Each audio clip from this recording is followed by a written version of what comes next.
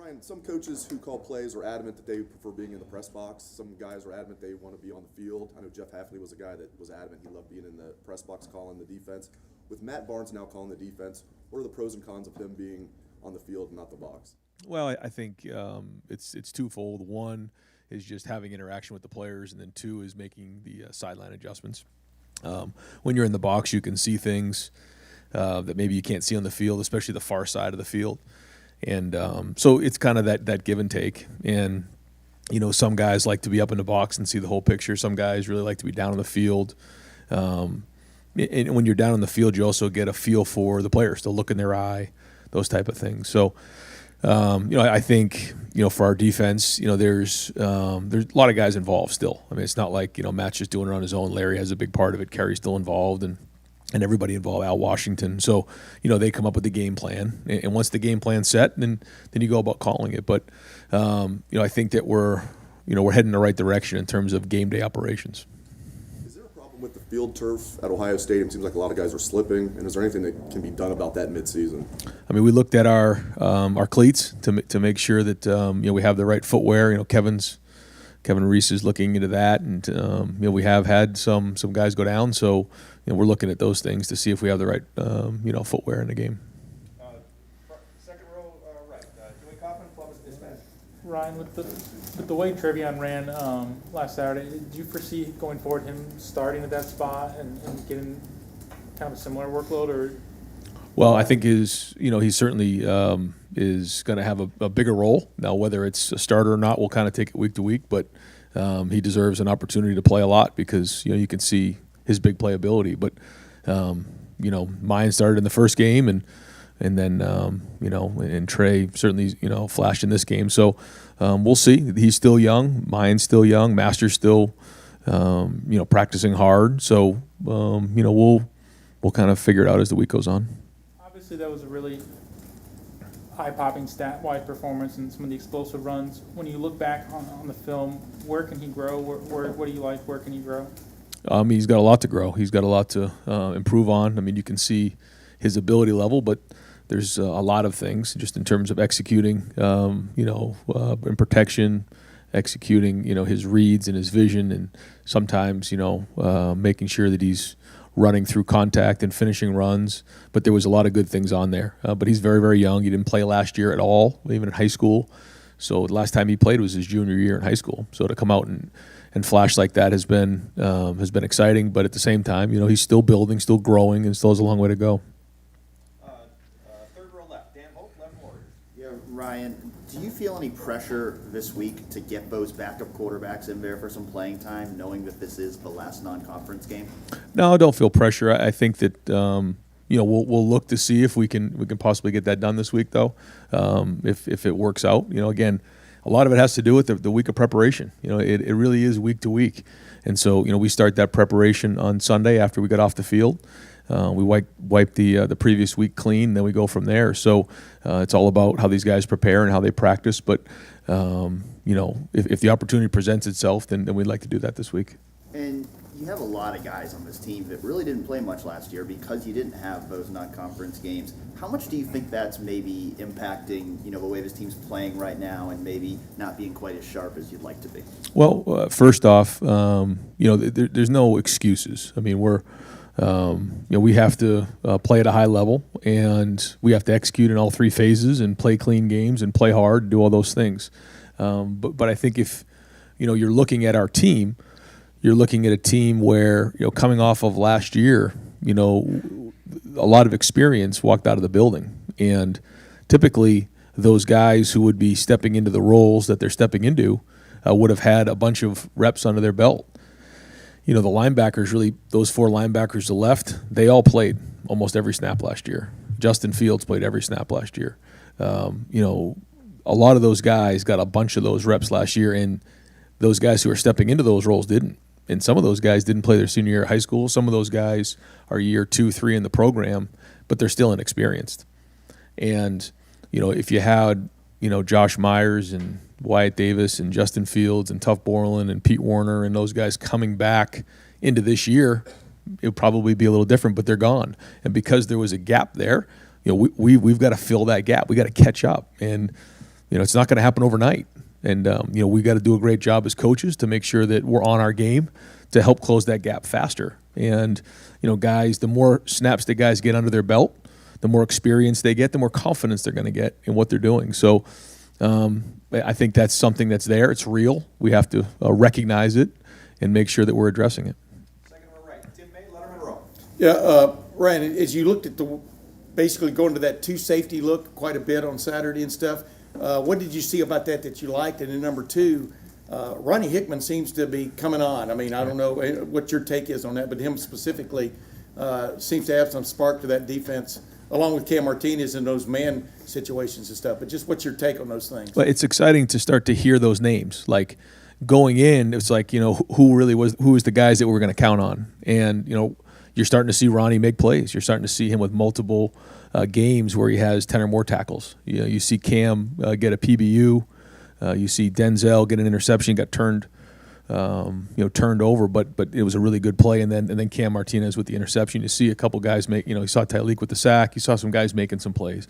And I think that's going to go a long way as they head into the meat of the schedule, because now they know that they can do it, and they've done it because everything they're doing is for the first time. So I think that that part's exciting. I think that we did change up the looks a little bit, and we'll continue to build on that and figure out, which of those plays put our guys in the best position to be successful, because that's our job as coaches, to put your players in the best position to be successful. And if we're not doing that, then we need to get it fixed and get it changed. So I thought we did a little bit better job of that. We got to continue on it. You see Bryson Shaw seem to be more comfortable. I mean, seem to be more in the mix. I mean, am I reading that wrong? No, I think, again, how much has he really played going into the season? Now he's starting to get his feet wet. He's starting to get some experienced reps under his belt, and then you can draw upon those type of things. And I think one thing that we just all have to recognize is that you don't just walk out with an Ohio State uniform and think you're just going to go win. It doesn't work that way. It's really hard. And, we have to continue to prepare at a high level so that we can compete at a high level. And that's just the facts. And I think the more that our guys are getting those reps and preparing at a high level, the better we're going to compete. Second row left, Stephen Means, Cleveland.com. Ryan, just for the sake, CJ, obviously, he hadn't thrown the pass before he got into the season, but neither of those other guys. Would it be worth in a game like this, maybe in the first half, to get a guy like Kyle or Jack out there for a series, to go into that game with the purpose of maybe at the first series of the second quarter, I'm playing this quarterback, it's not going to be CJ? I don't know. I mean, I don't know about all that. We'll take a look at the week and see if there's a situation that presents itself that we may want to do something. We get some guys some reps because, like we're talking here, it's important. But I don't like the idea of just arbitrarily putting somebody in there in that spot. I think what CJ's done so far, he's had some reps that he wants back, but he's also had some really good reps as well. And I think when you look at his numbers, compared to some of the younger quarterbacks we've had, and he's young. I mean, he's like playing a true freshman. There's going to be growing pains along the way, and he's just got to learn from those and continue to grow. And those other quarterbacks have to keep coming, and if they keep practicing well, then they'll get an opportunity. Right next door, Stephen Means, Cleveland.com. I'm sorry, Nathan Barrett. There are a lot of questions. We're hard to tell us apart. Yeah. I get it. We both have red hair. With CJ, he was talking about being sore after the game. Just how do you sort of manage that during a week, and while also getting him the reps and stuff that he needs to keep developing? That's a challenge for sure. Is making sure that he gets the reps and gets the timing with the receivers that he needs, but then also, rests him, his shoulder and making sure that he's where he needs to be. So there's something there for sure that we have to continue to work through, and it's something that we're talking about a lot and trying to figure out. From your perspective, why has there been such a seeming lack of pressure from the defensive front? Is that just guys not winning one-on-one things? Is it schematic things that aren't coming together? What are you saying? I think a little bit of both, but I agree with you. It needs to improve. When you play with a 4-down front, you want to see disruption in the backfield, and so we're going to continually work on that and try to find ways to put them in the best position to be successful. But pressure does help. But like you said, there are some one-on-one situations that we just got to do a better job executing, and it's twofold. I think when the secondary is covering and making the quarterback hold on to that ball a little bit more, then that allows those guys to get home. I think we did cover pretty decent the other day, and so that's something that we'll spend a lot of time on this week and trying to get that fixed. Second row middle, Bill Rabinowitz, Columbus Dispatch. Yeah. Ryan, what is Kerry Coombs' role right now? Because you think if he went up to the booth, then that would give him that bigger view to be able to call the plays. It just seems kind of, what is his role and how is he taken what is perceived to be a demotion? Well, he's a professional. I mean, he's an Ohio guy. He has a lot of pride. He's a tremendous coach and has an unbelievable record in terms of being a head coach. When he was in high school, and then certainly when he came here. And the guys he's developed and what he's done and been part of national championships and he's proud. He's a proud Buckeye, and so he's done an unbelievable job in the last week of just pushing forward. And I got a lot of respect for him, and he loves this place and wants to win, and he's working hard. He's still a big part of the defense and still has a lot to do with it, and still sees everything through the eyes of the coordinator. We've readjusted some roles, but he's done an unbelievable job of being a pro and working through it. And the talent level on this team. You also know the inexperience on this team. Is this team where you thought it would be after 3 games? Are you disappointed? Are you pleased? Where do you kind of I didn't have many expectations because there were so many unknowns going into the season. There were so many guys that had, and we talked about this in the spring. We talked about this in the preseason. And now here we are of just guys that hadn't played.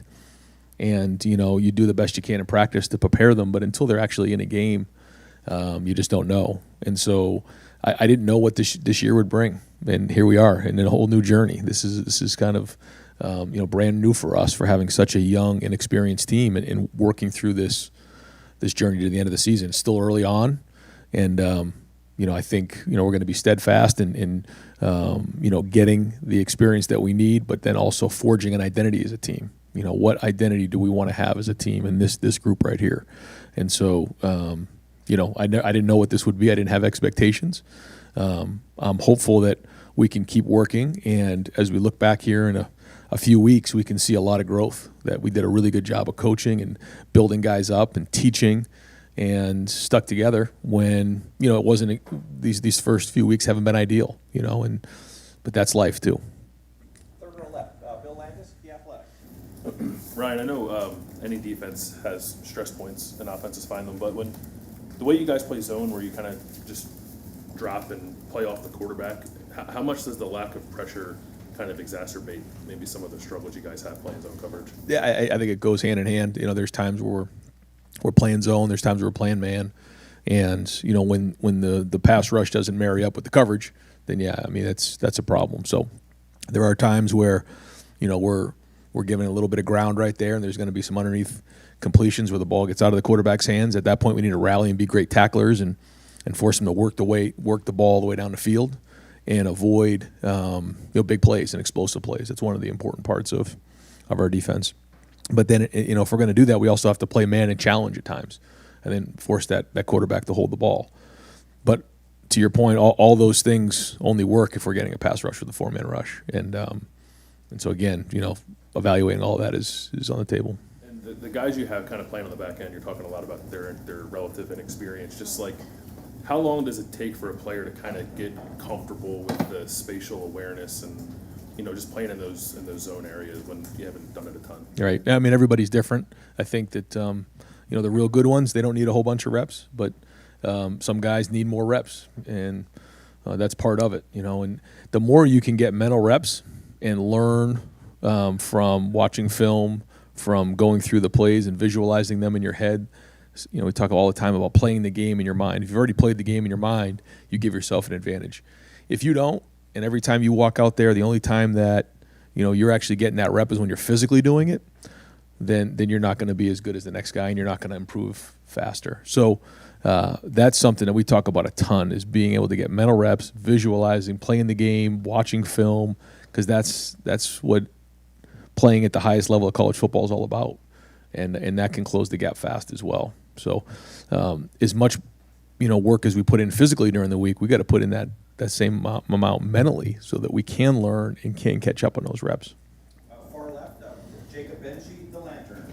Hey Ryan, you touched on it earlier, but with Travion and Master and the running back depth, how nice is it to have a list of guys who can carry the ball for you to have that depth at the running back? Yeah, I mean, I think, especially as we get into the meat of the season, having depth at that position is critical, especially with, the balance that we're striving for is that we got to be able to run the ball and throw the ball. We haven't quite found that balance yet. You've seen flashes of it, but we just need to learn to execute at a high level across the board. And but having those guys and having some depth at that position gives us some strength moving forward for sure. And then on the other side of the ball, Cam Martinez, for him to develop from being a quarterback in high school to now having a pick six in a Buckeye game, how huge is that? How have you seen him maybe take that in stride? Yeah, no, this is a guy that, like you said, he was a quarterback in high school, and he wasn't sure about making that move. We considered him actually a wide receiver when he first came in, and had to go back and forth. But we felt like his skill set was really special, and that he could be a really high end DB, but that there was going to be some transition there because he hadn't played the position before. And this is an example of somebody who's really done a really good job with the amount of reps he's had in practice. And then also, like we just talked about, visualizing things, getting mental reps so that he was at competitive excellence when he was called on. And now this is just a start. He made a play or two, and that was good. But now the consistency moving forward is going to be critical. Second row right, Austin Ward, Lettermen Row. Ryan, I don't mean to belabor the point, and I know that there are only not much you'll say about any injuries, but CJ has said he's in pain. He looks like he's in pain. Would there be any possible benefit with what you know to him not playing this week? I don't know. I mean, we can talk about that as the week goes on, but his plan is to practice right now. I guess you were asked earlier by Dan about the pressure of trying to sort this through with the other guys, and you said all along you thought all three of them would need to play to get through the season. How much thought is there to, as you say, you don't really want to designate a drive at this point, but just this would be the game, right, if we're being honest? Sure. To get them out there. Yeah, and if it works out, we'll do it. Like I said, but CJ gets in there. We also want to get him to find a rhythm as well, and to kind of get the execution of the offense. I mean, that's the number one goal is to make sure that we're executing at a high level and finding that rhythm. I don't think we found that quite yet, and we're gonna get that done here this week, and some things that we're trying to address in practice, how we're teaching, looking at all those things, but. At the end of the day, that's what we're trying to find. And again, if something presents itself where we can get other guys in the game, we certainly want to do that. When you've looked at that and you said he's had some really good reps and we've seen that he's played through pain and been willing to do that and he's tough, when the not so good reps are coming or the dealing with inaccuracy, do you think that's tied to the shoulder or the inexperience that maybe you're talking about? Probably a little bit of both. Yeah, I mean, I don't know if you can quite identify those type of things, but sometimes timing and practice and that leads to that. Things like that. But, when you get more reps under your belt and you feel more comfortable and then you rep it better in practice, all those things add up. So, all things that we're working through with a young quarterback. And, I think that there's a lot of great football ahead for C.J. Stroud. I just do. When you look at kind of the situation he's been put into and some of the throws he's made, you can see he can do it. Now we just got to keep growing on it. Deep left, Brendan Gulick, Buckeyes Now on Sports Illustrated. Coach, just building on the CJ question there, I mean, you've spoken highly of him, his teammates have spoken highly of him. He obviously works hard and has the respect of the room. But some of the things that we can't evaluate on a box score, his ability to process plays when things are getting fast. How would you assess the way he's grown from that perspective? I think it's been very good. I think he's very intelligent. And he can take a meeting to the field. He knows what he sees when he gets off the field. I mean, certainly, he'll come off at times and know that he made a mistake and understands it afterwards. And maybe we need to do a better job of giving him a different picture during that week, or could have done a better job of preparing that week and just whatever that is, because you have split seconds to make these decisions, and so that's where you learn from. And you got to kind of. Grin and bear it, and hopefully, again, what you're investing in, you're going to get back in the back end. I know you were asked early on about the playing surface. If you can't change the playing surface during the year, assuming that it would need to be changed, you can control the cleats. I know you mentioned cleats. Can you give us a little bit more detail on specifically what goes into the process of choosing cleats for games, whether it's for linemen or for backs, to make sure that you at least have that? Sure. Yeah, I mean, they have different styles. They have the linemen, they have the kind of the mids, and then they have the speed. And so then the guys can choose from that, and they have the molded ones, or then the kind of the old screw-ins, so different styles that way, and then based on the surface, the guys decide which is best for them. Third row right, Tony Gertman, Buckeyes Cleat. Ryan, when you've got young players who step up like Travion, Tyleek, and Denzel, Cam, how much do you then watch? We all look at the young guys and we see that. How much do you watch the veterans respond to them throughout the week in practice? Yeah, no, I mean being a good teammate is something that is very important, and being a Buckeye and being proud to be part of the team is so important. And whether it's an older guy or a younger guy making plays, the better teammate you are really does matter. And so we've been talking about that a lot. You come to Ohio State sometimes because of your goals personally that you have, but then once you're here, you're part of the brotherhood, you're part of Buckeye Nation, you're part of what is bigger than just you, and that's why you play so hard, is for the guy next to you. And that's the message, and obviously, we look at that big time. If you see a response that you don't like, do you right away, or do you see how long it goes? I mean, if there's something we don't like, then there's a conversation that's had, but for the most part, I mean, guys, they're pulling for their teammates. There's a lot of pressure on these guys. I know that they have parents and they have family and they have media and they have different people who have certain expectations. And, if maybe they're not meeting some of those expectations, boy, it's hard for them. And there's a lot of things that coming at them right now. Certainly with name, image, and likeness, with the one-time transfer, there's just a lot going on, and what you could call a lot of noise. And so, they have to filter that out, and that's where, when they're in this building, we kind of call it the sanctuary, it's safe from all that stuff that's outside, and that we're all in this thing together, and that's why you play so hard. That's the idea. Fourth row middle, Pat Murphy, 24/7. Ryan, you've said when things go wrong and you look at coaching, scheme, personnel, I think we saw a little bit of all three of those things with changes you made, but has any one thing stood out these last two games when you've looked at the film? Yeah, if it was one thing in one area, I would say yes. I think it's a little bit of all three, is finding the right guys in the right spots, which I think we made some good progress on. I think the scheme has been good at times, but I also think it could be better. And then the same thing with the coaching. I think that there's times where we can do a better job coaching it, for sure. And so we got to tighten up in all those areas. You mentioned identity and still looking for that. At this point in the season, is it disappointing that you haven't found that identity yet? Or with as many guys as you're playing and young guys, is that kind of expected, a fourth of a way through a season? I don't know if it's disappointing. It's just it's what it is. And the more we get out there, and like we said, the more guys who start to fit into those roles, and the more we start to get a personality, I think the more we're going to feel that. I think I have a really good idea of what it's going to be. I don't think we're that far off. Sometimes it feels like we're really far away when we're not. And so we'll just keep pushing forward. But we also can't be fake. We can't. It can't be like fake confidence. It's got to be real confidence, because we're going to get into conference play here really soon, and it's going to get real. Over far right, Clay Hall, WSYS. You talked about just because you're wearing an Ohio State uniform doesn't mean you can roll it out there. This might be the kind of game, I don't know, that you could roll it out there. How do you make sure people play to the standard and that they get value out of this game going into the conference? Well, I think it's just exactly what you said. I mean, I don't really ever think that, it's about anybody who we're playing. It's always been about us. I don't think maybe than once, where we were just beaten. Every time we've lost a game around here, I've always felt like it's been us. So it's always a standard about who we are, and it's been about us and being the best version of yourself. Our culture's built on one term. I'm going to talk to the team about that today. It's fight to become the best version of yourself. And we this week, that has to be the focus. Nothing else. Simply be the best version of you, the best version of this team that we can be. And if we do that, then we take the next step forward. How do we do that? And it's a fight. It's not easy. You got to prepare at the highest level you can possibly, prepare at, and then go put it on the field again. Because that's the test. How well did you prepare during the week? Depends on how you play on Saturday. Front row right, Dom. Coach, you mentioned the pressure these guys feel. No one has it more than the quarterback at Ohio State. Everyone in the state knows who he is. They talk about him.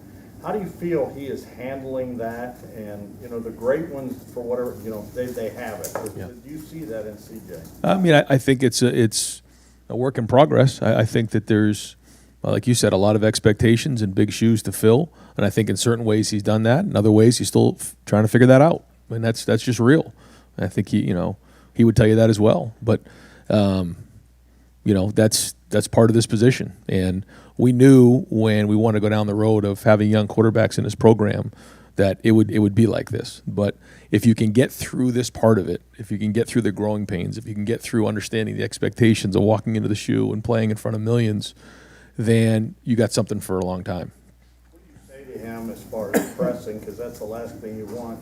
Because with a quarterback, especially on game day, and you can try to simulate it all in practice, but you got to make good decisions. Yeah, I mean that's playing quarterback. I mean the guys who come here, whether it's CJ or Kyle or Jack, all the guys that have come before, Quinn's, they came here because they want to be the quarterback at Ohio State, that they want to go on to have possibly a career in the NFL.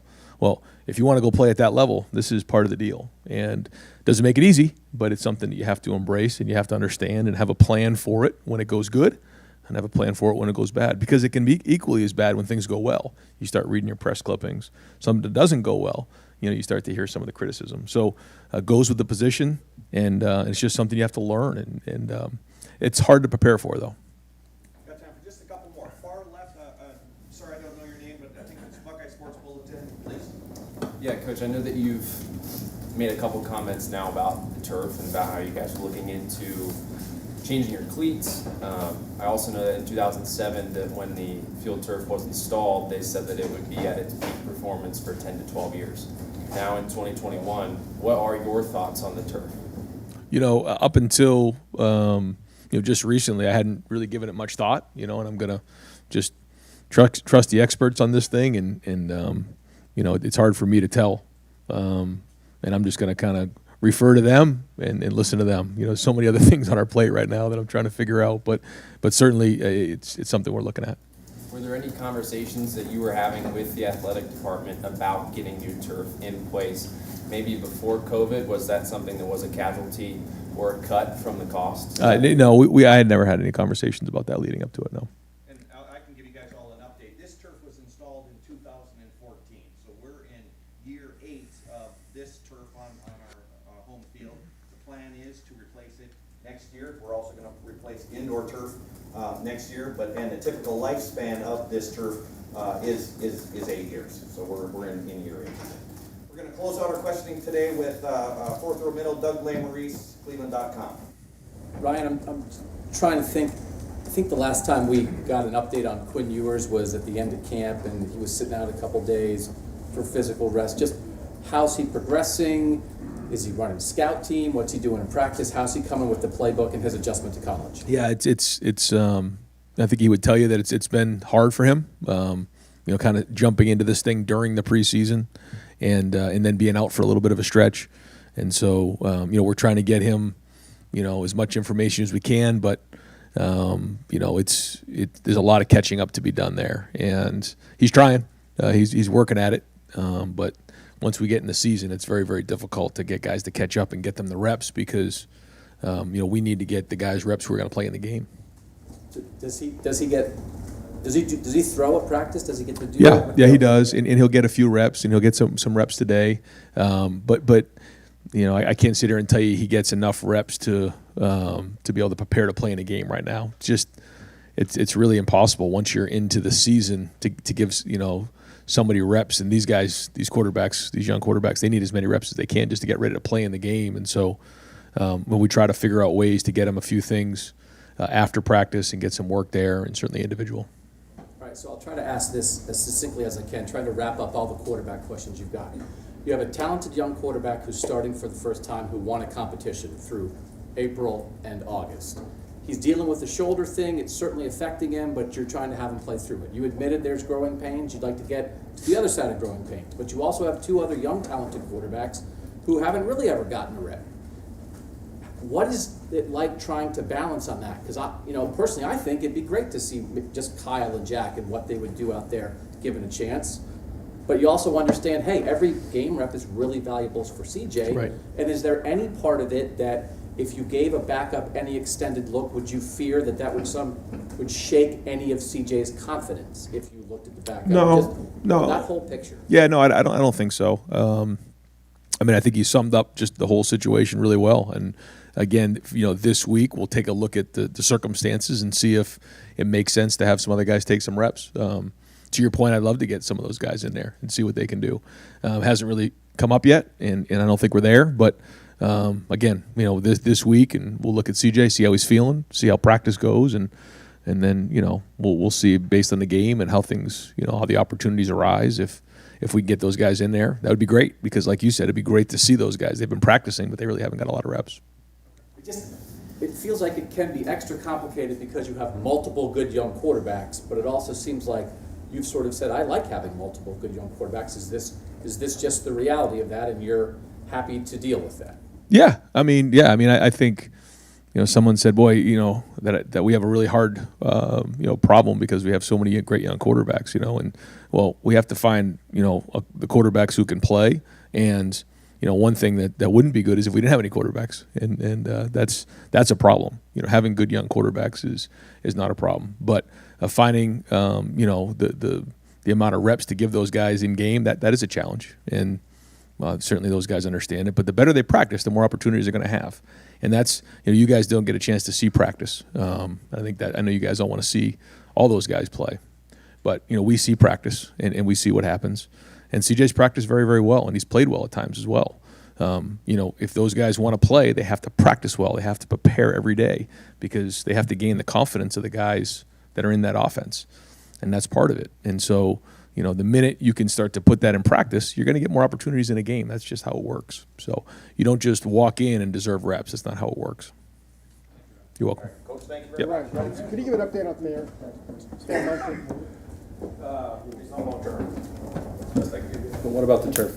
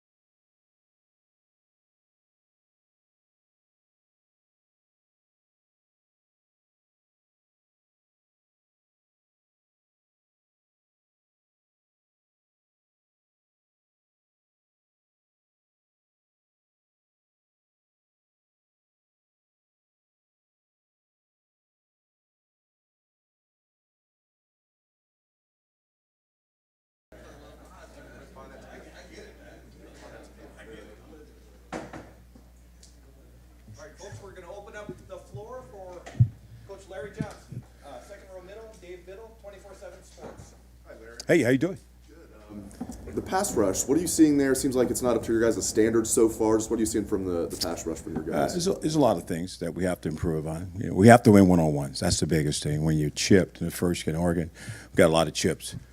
And then second game, we just got to win one-on-ones. Opportunity to present itself. We talked about that.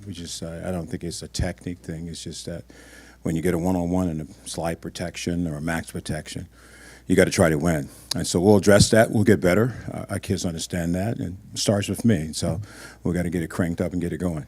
Tyleek Williams seems like a guy that's really come on as a true freshman. What have you seen from Tyleek, and what's kind of his future, do you think? Yeah, he's been a work in progress. He came in really heavy. He lost weight, lost over 25 pounds. Now he's where we want him to be, and he's starting to show what we thought he would be. Athletic, very athletic, had great quick movements, and he's starting to turn into a good player. Played 21 snaps last week. We hope to increase that as we go forward, but really looking forward to what he's doing. Third row left, Colin Hass-Hill, 11 Warriors.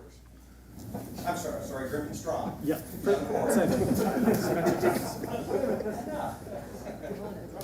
Yeah, Coach. Ryan talked a lot about how with things kind of changing with the defense, Kerry Coombs obviously going upstairs and whatnot, has your voice been kind of louder, or how have your responsibilities changed over the last week or so?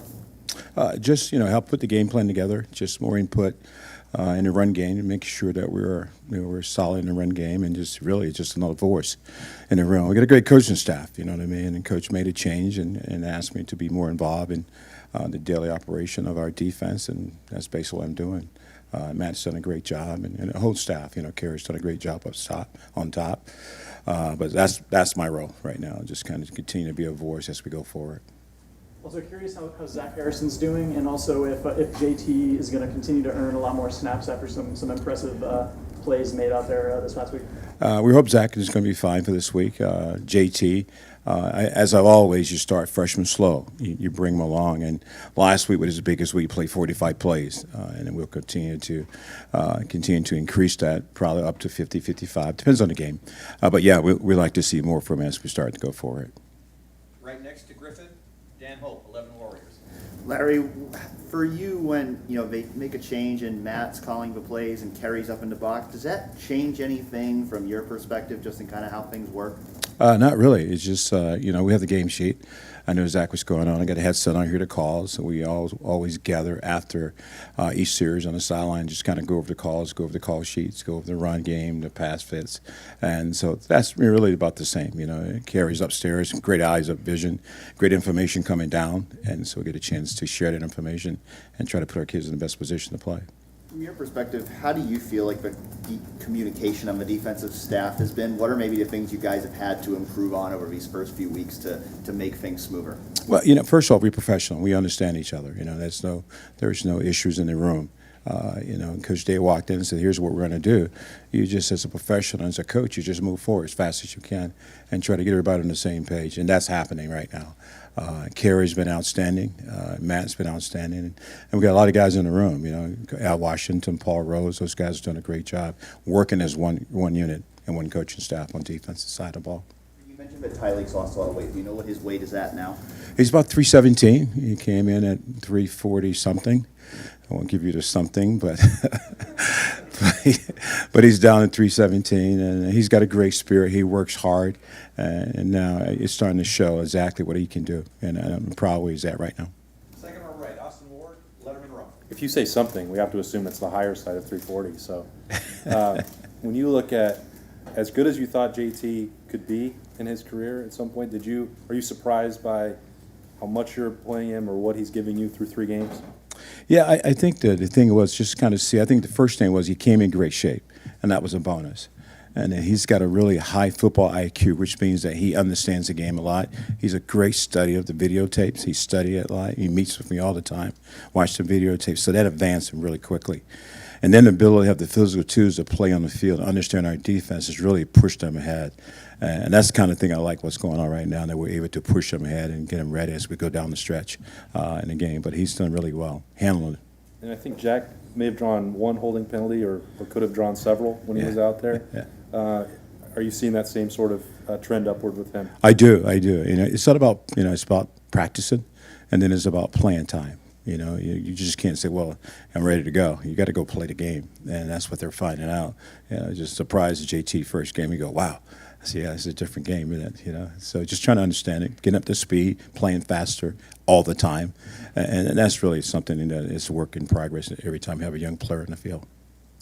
Second row left, Stephen Means, Cleveland.com. Kind of with those two, I think just from the outside looking in, if you would have looked at the snap count and expected who was going to be playing more between those two, you probably would have assumed Jack, just given how much longer he's been here. Mm-hmm. Not to compare, but to compare him a little bit, what has allowed JT to maybe take some of those further steps that Jack hasn't? JT, a bigger guy, he's 270, so he can play on a tight end. And I'm not saying Jack can't do that, but he can play on a tight end really well. He's real physical in his skill set. And he's got some really good technique that he came in with, and we're just trying to enhance that. That's different. They're 2 different players. They really are. And JT is a powerful, I say this all the time, he's a real powerful young man. And Jack is a finesse player. He really is. He can use his hands. He can rush. And he a guy who's got a lot of confidence in his ability. When you put him in the right spot, he'll make a play. And that's kind of who he is. So I kind of like this attitude. When you're a young player, trying to get on the field? How important is maybe being able to stop the run as quickly as possible? That's critical.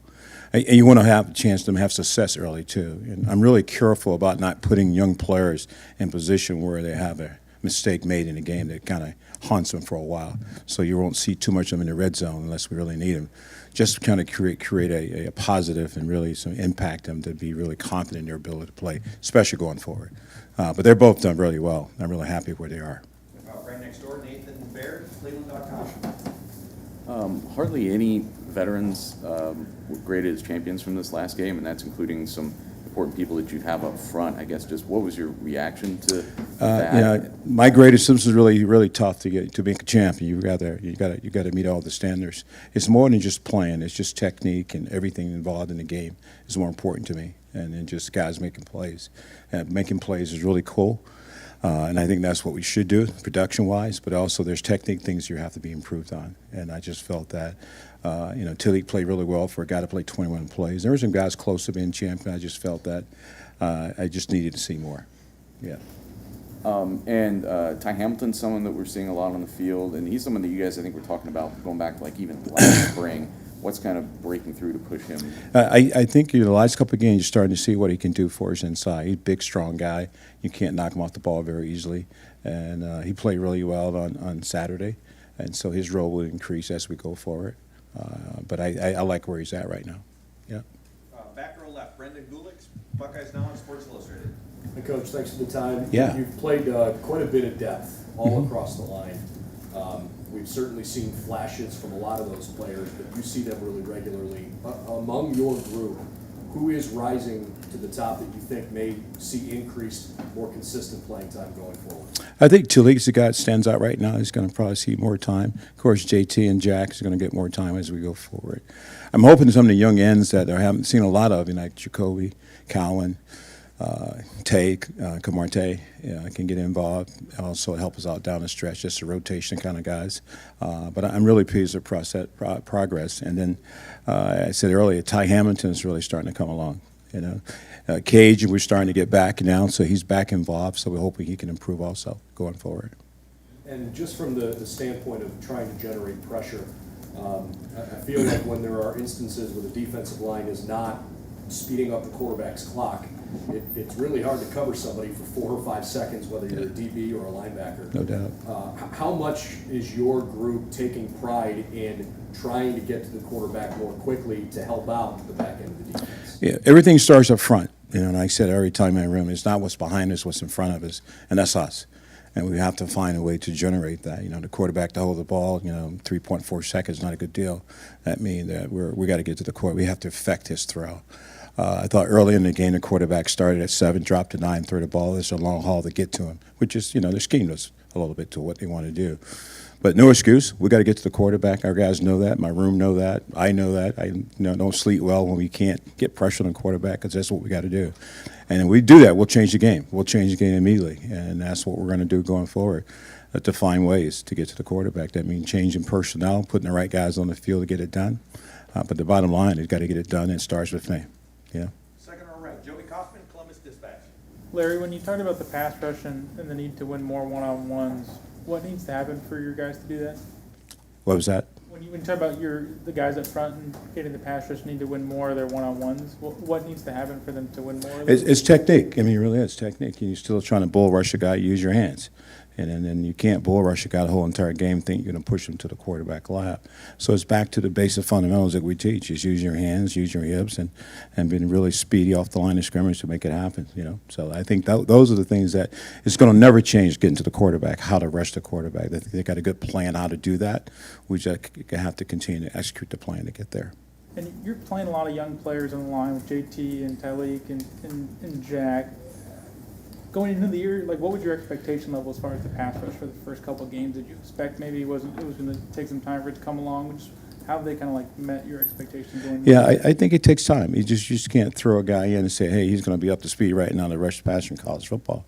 It's technique, it's development, understanding the scheme, understanding protection is a real key. And man, people do different things against us. You know, we got chipped. We get chipped a lot if we're on the edge, so we got to change what we do there. So there's a lot of factors, but for a young guy to go in and feel ready to go, I mean, he's got to have a good skill set. Got time for just a few more. Fourth row middle, Doug Lamarice, Cleveland.com. Larry, I know Teron didn't play much last week. He got knocked out early, but in general, you have played Haskell and Teron together sometimes inside. Mm-hmm. What goes into your thought process of when to play them together, maybe when to play a more traditional nose with one of them? What's that? How do you make those decisions? Well, when you do that, you really kind of change the flavor up front. You know, they both have the skill set to play nose and three technique, and so you try to take advantage of that in a game where you have a guy may go down, and so you put the next best player in that position. So the next best player could be Haskell at three technique or Teron at nose guard. So you kind of create a two-way go player. So you still are going on the road, instead of having 4 D tackles, now you have 6 because you have guys who can play both ways. That's the balance of what we try to do. And then we try to find a spot where we know they're really comfortable in playing at and as we go forward. But it's a good change-up for it. It helps us on the front forward. It builds depth and a sense of what we're looking for, and then we get the third down, we decide who's going to be where as we go forward. But that's the reason why we're doing that, try to build depth. And then this is looking backward, but I'm sure you learned some stuff from it. The Oregon game, it seemed like at times you did have some ends who were crashing inside, moments when you guys got beat on the perimeter. Were those guys doing their correct responsibility at times, and there was something in what their assignments were that allowed Oregon to get outside, or were there times when maybe you guys were getting too far inside? We had a call that it was sent them inside, so it was a base call that we had, and it allowed them to rush inside. It was like a stunt that we ran, and it just so happened the ball got outside of us. Yeah, I was trying to redirect from it, but no, it wasn't a pass rush move. It was a movement stunt that we were using. Yeah. Right next door, Pat Murphy, 24/7 Sports. Larry, following up on Doug's first question, just the interior of the defensive line, which we don't talk about a ton, but that group as a whole, how have you evaluated their play? How much can that group still take a jump? I think they can all can improve. You know, I think we're not where we want to be. That's obvious. They've done a great job. You know, the first goal to have a chance to rush the quarterback, you got to stop the run. And that starts with those guys up front. You know, if they can't rush the ball, then we have a chance to push the pocket. So we have to do a better job pushing the pocket, getting the ends closer in. But it's 4 guys working together. It's not an individual group. You know, it's 4 guys who have to understand how to close the lane, how to push the pocket, how to cage the pocket. So now we got a chance to surround the quarterback. So just understanding that process is the key. Back row right, Spencer Holbrook, Lettermen Row. Larry, when you have Tyreek and Zach and Javante and Teron and all this depth on your defensive line, and it's all veteran guys, are you ever surprised when you look out there and you've sent 3 or 4 freshmen out there at once to do the work? Yeah, it's kind of interesting, you know, when you have to do that. Since some freshman guys, I have to give those guys a break, but that's where we are. Our depth is what it is. You know, we have some veteran players, and then we have some young players that need to play. And so we try to find a way to do that to get those guys ready, because it's a long season, as you know. We got a lot of football left, so I'm just happy that we can get them ready. But as we get into the season, get into the Big Ten conference schedule, you know, we're going to need those reps as we go forward. I think it was a guy that not a lot of people knew about in his recruitment. It was kind of a surprise commitment, I guess. What did you see out of him? Did you think that at almost 350 in high school that he could get down to? That's a good question. But in high school, he was 280. I saw him in high school between 270 280. Really great looking young man. And I was really impressed with his ability to move the ball. Then the pandemic hit, and like most people, we sat around and ate and had fun. And he must have ate too much. So when I saw him for the very first time when he showed up here on campus, he was 3+. And I was like, wow, what happened? And but then we start running and moving around. Everybody in the building go, wow, this guy can move for a big man. And he just got to get in shape, got to get in conditioning. And that was the biggest challenge for him, getting in conditioning to be able to play at the speed that we need to play at. So he's there now, so now we should see some things going forward. If I could just sneak one quick thing in. Can you give an update on Mike Hall and where he is in his progression? Because Yeah. he's another guy who not a lot of people talk about very much. Yeah, Mike is close. Mike is really close to really hitting the field. You know, we just don't want to waste his year yet. We can play him in 4 games before we decide to redshirt him. But he's close. You know, he's close. He's a lean guy. He's 270, 275.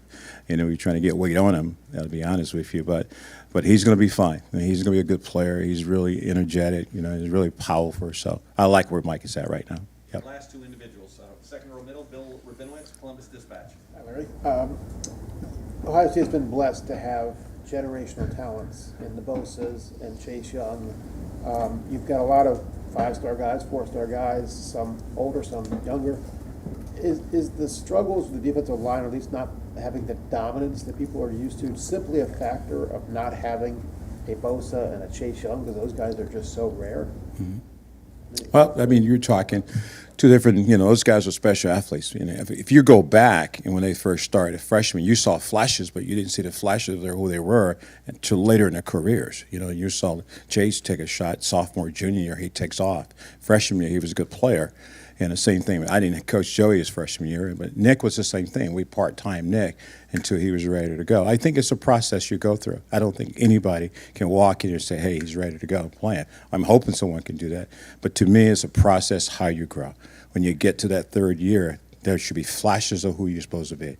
If it's not, then, you know, we've done something wrong coaching them. And that's what I coach, so I believe in the system to get that done. So I don't think it has anything with, yeah, I'd love to have another first-round draft pick, but, you know, we have those guys. They're here. They're here. We just got to continue developing, you know. I mean, are you, I don't know if disappointed is the right word, are you concerned that the unit as a whole has not been as dominating as I'm sure you'd like it to be? Or is it just kind of, this is just the way it is in the process? It is in the process. I won't use the word disappointed because that's not a good word. I think that there's room for improvement. And that starts with the guy standing in front of you. You know, we have to find a way to improve their skill set and get them going.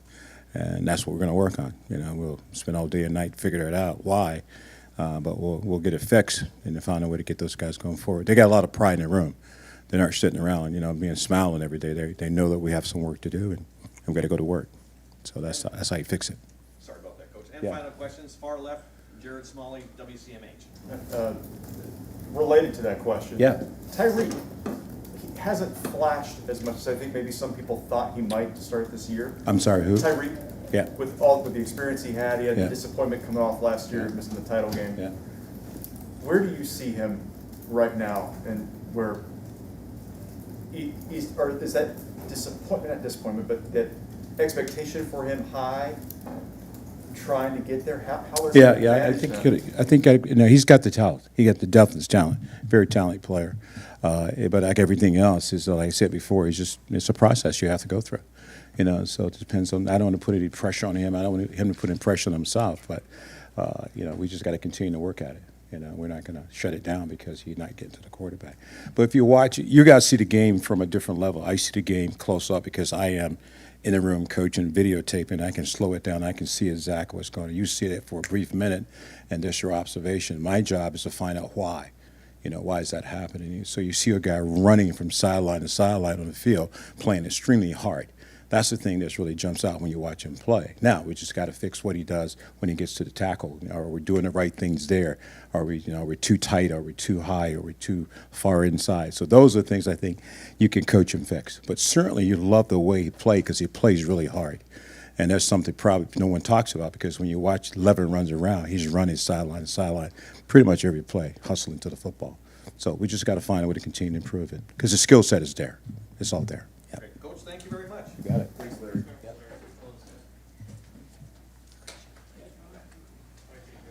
All right, that'll wrap it up in here today, folks.